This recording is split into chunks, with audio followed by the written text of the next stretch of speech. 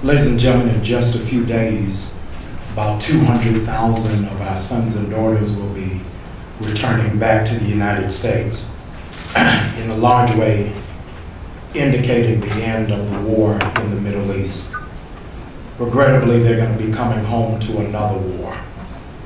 It's not going to be the war on terror as indicated by then President Bush. It's not even going to be the war on drugs implemented by Nancy Reagan or the war on obesity by Michelle Obama. But they're going to be coming into a war on poverty. And the war on poverty and unemployment and economic inequality and greed has in fact ravaged our nation down to its core. The people's champion, Muhammad Ali, some years ago said the war of nations fought to change maps, but the wars of poverty are fought to map change. Today we are mapping out change from Washington, D.C. to New York to Oakland, California, that we are occupying until poverty is completely eradicated. Robert Kennedy said, as long as there is plenty, poverty is evil. And as a consequence, ladies and gentlemen, we are surrounded by a lot of evil because there is a lot of poverty. In 1967, a year before Dr. King's assassination, he released a book entitled, Where Do We Go From Here? Chaos or Community. He declared on the very last page of that book that the curse of poverty has no justification in our age. The time has come for us to civilize ourselves by the total, direct, and immediate abolition of poverty. That time, ladies and gentlemen, is now. Dr. King died trying to organize the Poor People's Campaign. And Occupy Wall Street, as a consequence, has picked up the mantle that was dropped on at the balcony of the Lorraine Hotel in Memphis, Tennessee, where Dr. King was working tirelessly, arm in arm, shoulder to shoulder, with the sanitation workers, who could not find economic parity. So where we were at that time is exactly where we are in this time. What you have seen grow organically from the beginning of just a Facebook posting to now people squatting and protesting, crying out for economic justice, is the echoing of the refrain that was issued by Fannie Lou Hamer in Mississippi, that we're just sick and tired of being sick and tired. The Black church, as a consequence, cannot afford to sit on the sidelines, but must be on the front line of this fight for justice. Occupy Wall Street woke up the world to see that poverty does not just have a black face, it just does not have a Latino face, but poverty now has a tear-stained American face. And every fabric, every sector, every corridor of our country is being impacted in large measure by the gross inequity that is happening from Wall Street to Main Street. And so today, ladies and gentlemen, the Black church, which has been the incubator and the crib of civil rights within this country, now joins in lockstep with Occupy Wall Street, so that the world will understand that poverty is not known to any ethnicity, to any gender, to any zip code, but it has in fact amassed itself in a record number, souring way, that all of us understand that injustice anywhere is a threat to justice everywhere. And so you may not realize it because none of the people who are before you today have on fatigues or boots or wearing helmets, but we are in the middle of a war against poverty. We're at war, but we are in a non-violent war against poverty, as conscientious objectors to corruption and greed, armed with patriotism and with values, with goals and with families. We are at war, ladies and gentlemen, because 1% of this country controls 2/3 of the economy. We're at war because chief executives of Fortune 500 companies earn 110 times that which its employees make. We are at war because the top 1% has watched their income grow up by 250% in the last 15 years. We are at war because the UN disclosed in 2009 that the United States of America, one of the richest places on the planet, is now third in economic distribution. We are at war because we're having to question if in fact the government is run for the people and by the people, when the average representative household represents an income of $912,000, when the average citizen, who is a part of the 99%, is only earning $31,248. We are at war. We're at war because it is etched in our minds that we cannot continue to go down this slippery slope that we're presently on, because the credit stating that the American country is now in mirrors the stained and the teared credit stating of so many Americans who cannot afford to get a loan, start a business, buy a car, or even move into a home. For so long and for so many, 9/11 has been etched into our minds as the day in which we saw the Twin Towers go down. But there will be a new date that America will not soon forget, not 9/11, but 1/16. On 1/16, the revolution will begin to go into overdrive, where the black church will begin to occupy the dream as well as occupy Wall Street. And so you will see from New York all the way to Oakland, California, people of Latino descent, those who are African American, Native American, Caucasian Americans, Jewish Americans, all standing together, saying that this is the time that the dream must come to pass.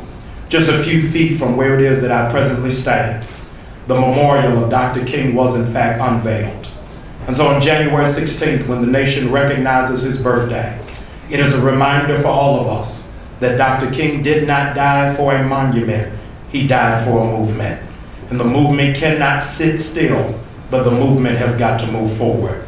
We're calling every place of worship, every association, every fraternity, every sorority, every community organization, any person who cares about the future of this country and the future of your children, to know that there is in fact a possibility that your children will in fact be the first generation of Americans who will live beneath the standard of their parents. So on January the 16th, 1/16, we occupy the dream.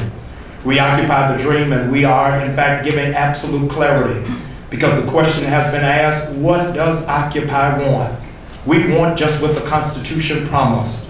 The Constitution promised that there is in fact the ability to pursue life, liberty, and the pursuit of happiness. We've been unable to do that, but on 1/16, we occupy the dream. Asking with all of the other economic inequities, three critical things must take place. The very first thing that we're asking for is a complete strengthening of Pell Grants, because we want our young people to have an opportunity for higher education, because it is that they have in fact trained themselves and prepared themselves. They must have that opportunity to educate themselves. The Pell Grant must not in fact be a negotiable option. When we talk about the strengthening of America and can we compete on a global stage, it is not enough for us to just to be able to compete in athleticism, but we must be able to compete in intellectual strength. The second thing, ladies and gentlemen, that we're going to be asking for is an immediate moratorium on foreclosures. While it is that I'm yet standing, there are 18.3 million vacant houses that 36 to 48 months ago were in fact occupied, but because of predatory lending, they are empty. We're asking for an immediate freezing on all foreclosures until there's been a complete Senate hearing, so that we can talk about the predatory lending and practices that have taken place that have eroded the core and the construct of our country and its citizens. Thirdly, we're asking Wall Street directly for $100 billion, $100 billion for economic development, for job training, for entrepreneurship. Many of the jobs in which our parents were a part of have now been outsourced to other places and have no intentions of ever coming back. As a consequence, these companies owe a debt to the citizens that made them the wealthy entities that they are on today. So $100 billion is a drop in the bucket. We're asking every hamlet, every community, every suburb, every inner city. On 1/16, it is not a holiday to take off, but it is the day that we come on board, that we occupy the dream and we occupy Wall Street to Main Street. We are in fact going to be converging in strategic cities across this country with a visual symbol, asking those who will participate to bring crutches, chairs, wheelchairs, walkers, and even canes and casts to be left at Federal Reserve banks and banking institutions in their communities at the door, to symbolize that the American people have become handicapped by the economy. Handicapped because we can't pursue our dreams, we can't chase after our goals, and we cannot hold on to the promise that the American Constitution has given us. So on 116, Occupy the Dream is in fact occupying Wall Street. These are not two separate entities, but we are walking together under one umbrella, under one doctrine, under one principle, and that very simple doctrine is liberty and justice for all. Thank you so much. Amen. Amen. Thank you so much. I am not in any way a preacher, so following these two guys is not going to be easy. So, come on. Okay. I really didn't prepare anything. You know, the past 3 months have been, as Dr. Bryant said, an absolute nonviolent war. I didn't sleep last night, and you know, sleep is very hard to come by. It's a 24/7 battle, and I hope you guys know what you're getting into. Dr. Chavis, of course, his entire life has been fighting a battle.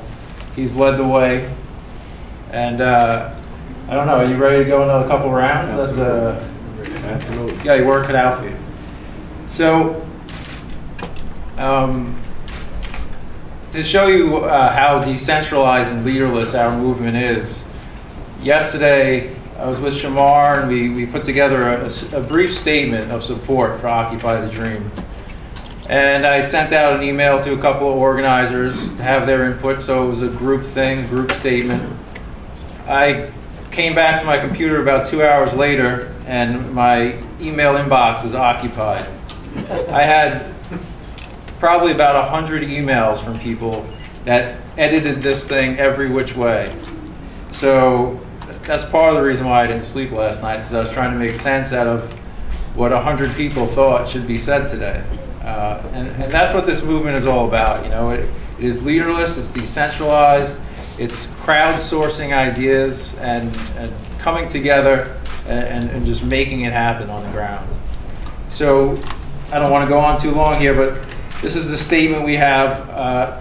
Sergeant Shamar Thomas, who needs no introduction, of course. He has a famous viral video from Times Square when he confronted New York City police officers who have been, you know, repeatedly pepper spraying and beating and arresting nonviolent peaceful protesters. Shamar called them out publicly and with incredible passion. So Shamar, you can start off our group organizer statement in support of the Occupy the Dream campaign. Hello, how you guys doing? Dr. Martin Luther King fought for social and economic justice with a deep moral commitment to nonviolent civil disobedience. His legacy has inspired many of us on the front lines of Occupy Wall Street. Nearly 50 years since hundreds of thousands of people marched with Dr. King and fulfilled the nation's capital, the dream that inspired our nation remains unfulfilled. As shocking as it is to believe, there is more severe inequality of wealth in the United States today than there was back then.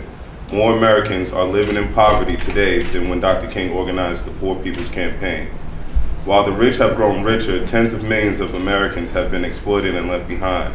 In a time of great wealth and technological advancement, American families have desperately been struggling to get by and to make ends meet. Our political, economic, and legal systems have become wholly corrupted through a system of political bribery. Through campaign finance, lobbying, and the revolving door between Washington and Wall Street, our wealth has been consolidated into the hands of few at the expense and suffering of many. Many of our brothers and sisters lead lives dominated by fear. Fear of losing their homes, fear of losing a job, fear of losing medical coverage, fear of losing the ability to provide food and for their families. And for far too many, these fears have already become a reality. The Occupy Wall Street movement is about people coming together to say enough is enough. Our families have endured economic oppression for too long. The Occupy Wall Street movement draws its strength from people of all different walks of life with opinions across the political spectrum. coming together to find common ground and unite against the global financial interests that have bought control of our government. Dr. King's vision of economic justice is an edifying example of what we intend to achieve. The Occupy movement has become a powerful force by occupying communities throughout the country. The time has now come for us to embody the spirit of Dr. King and for us to occupy the dream. We are proud to stand shoulder to shoulder with the African American faith community in this campaign for economic fairness and justice. We are all in this fight together. We all want a healthy and secure future for our families. In the absence of a government that will defend us and represent us, we are now taking it upon ourselves to stand up and defend our own families. It is a great honor today to join with the spirit of Dr. King, to join with the heroes of the civil rights movements, luminaries of the faith community, pioneers in music, and all of you in attendance here today. It is a great honor today to announce the birth of the Occupy the Dream movement. This statement was made by something about like 30 Occupy Wall Street organizers. I will have a list of those once I can weed them all out of my email inbox later today. Before passing the mic over, I just want to say that I was very excited to hear that on January 16th, we're going to be occupying Federal Reserves. I can't speak for the whole movement, of course, but people that I've worked with for a while now have focused on demonstrating against the Federal Reserve. And this has been a central factor in building what was the 99% movement is now Occupy Wall Street. We had protests in the past, also at Zuccotti Park in June. And when we went there, we had Al Mubarak. Al Mubarak was Federal Reserve Chairman Ben Bernanke. So to see that Occupy the Dream is starting much the way we did is fantastic, and it couldn't be more perfect. So I will happily join you, and I will rally the troops. Thank you. To get to the Federal Reserve on January 16th. Thank you very much. Thank you. All right, let's give him a hand. Thank you so much.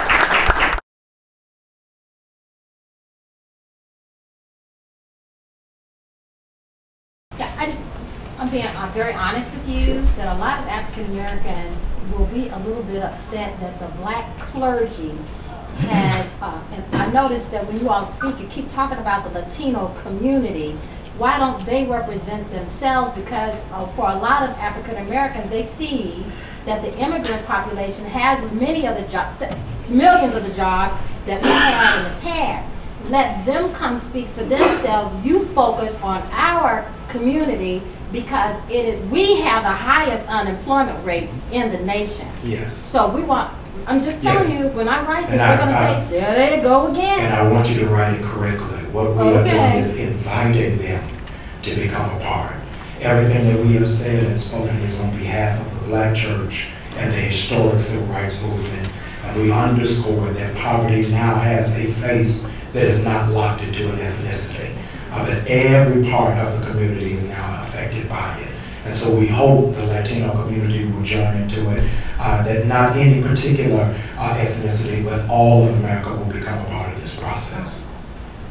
Right, and I just want to remind all of us that when Dr. King articulated the dream, it was inclusive. Come on. The beloved community. You know, and I'm so glad you asked that question because I know you write for a paper that our community reads.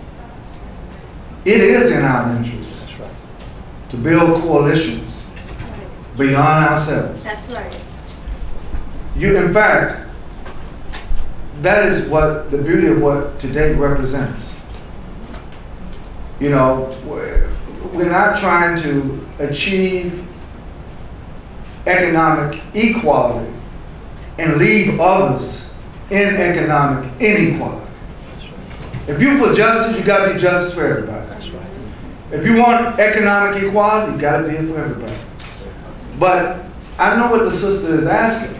So many of us in the African American community have gotten into a situation where it is a major challenge because we are the most unemployed, we are the most disproportionately incarcerated.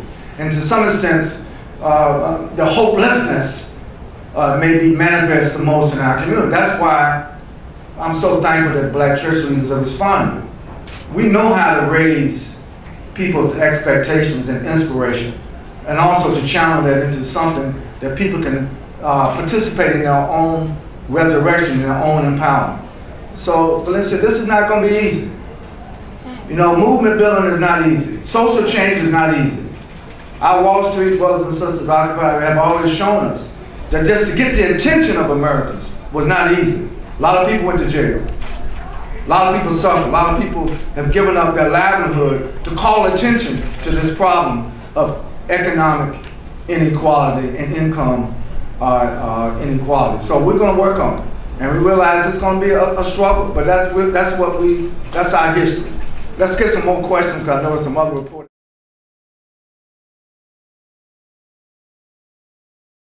Your name, sir? Sergeant Shamar Thomas, S-H-A-M-A-R. And you've been associated with the Occupy Wall Street in New York, is that right? Yes, I am. And how did you feel about the meeting today with the Occupy the Dream group?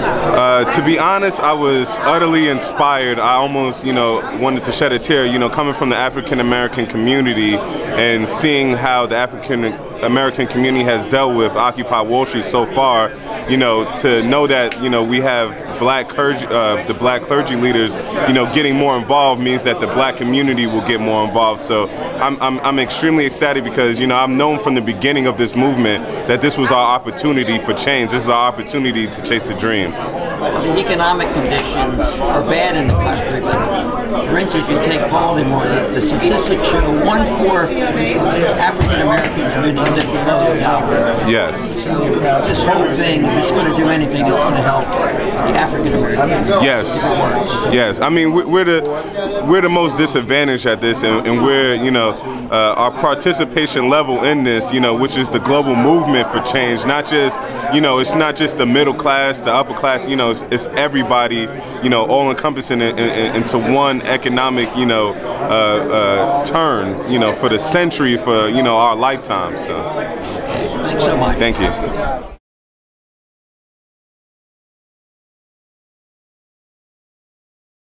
Your name, sir? Kevin Zeese. I'm with Occupy Washington, D.C. on Freedom Plaza.